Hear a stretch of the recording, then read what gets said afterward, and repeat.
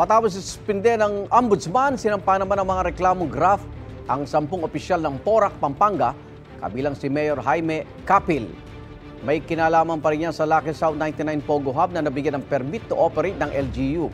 May unang balita si Salima Refran. Filed complaint against Mayor Jaime C. Capil of Porac, Pampanga. Isang linggo matapos suspindihin ng Ombudsman, reklamong paglabag sa Graft and Corrupt Practices Act naman sa Department of Justice ang kinakaharap ni suspended Porac Mayor Jing Capil. Kaugnay pa rin ito ng niraid na Lucky South 99 sa Porac, Pampanga. Naghain ng PNP-CIDG at Presidential Anti-Organized Crime Commission o PAOK ng reklamong graft laban kay Capil at sa siyam na iba pang opisyal ng Porac para sa umano yung mga naging aksyon nila bilang mga opisyal ng bayan para makapag-operate ang Lucky South 99 sa kanilang lugar. Sila po ang nag-aproba ng business permit nang hindi naman qualified ang Lucky South dapat sa Pogo. Pag tinignan nyo yung application forms, blanco-blanco pero na proseso. Ang primary purpose ng kumpanya ng Lucky South ay outsourcing, hindi Pogo. So labag ito sa kanyang primary and secondary purposes.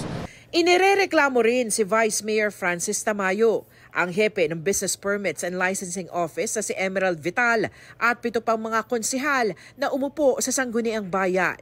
Kasamang iniharap sa paghahain ng reklamo ang isang testigo. Eyewitness siya na nakikita yung mga personalities na yon pumupunta ng Porac, pumupunta ng Lucky South.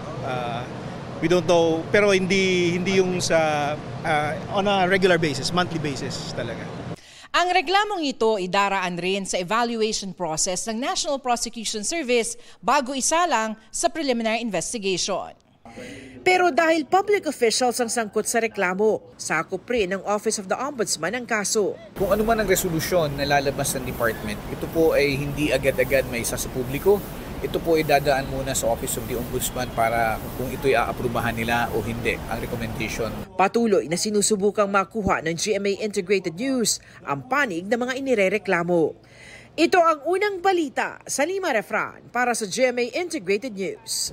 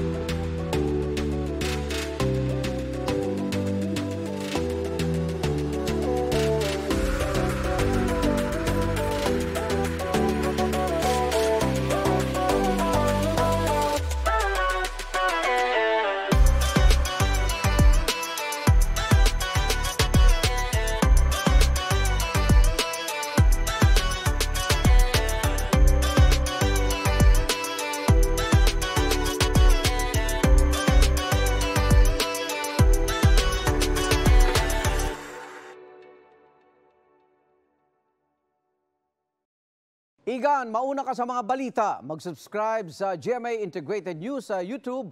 Sa mga kapuso abroad, subaybayan nyo kami sa GMA Pinoy TV at sa www.gmanews.tv.